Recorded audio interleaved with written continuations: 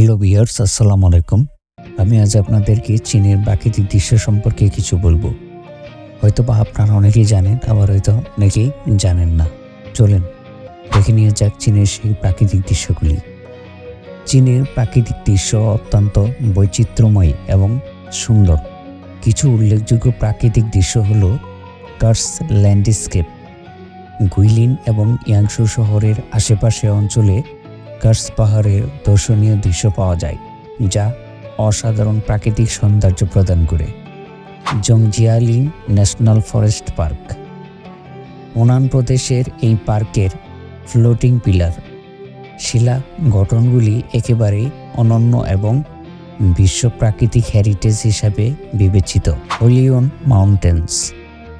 আঙ্গিনা সেতু অসাধারণ পাইন গাছ এবং মেঘের মধ্যে লুকানো শিলা গঠনের জন্য বিখ্যাত।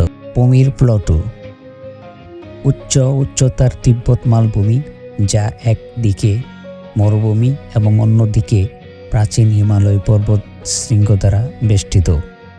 বিগ লেকস চীনের বিভিন্ন লেক যেমন জংজি লেক, ইউলিন লেক এবং প্রাকৃতিক সৌন্দর্য ও বন্যপ্রাণীর জন্য বিবেচিত। এই প্রাকৃতিক দৃশ্যগুলি চীনের বিশাল ভূপ্রকৃতি বৈচিত্র্য এবং দৃষ্টিনন্দন সৌন্দর্য তুলে ধরে।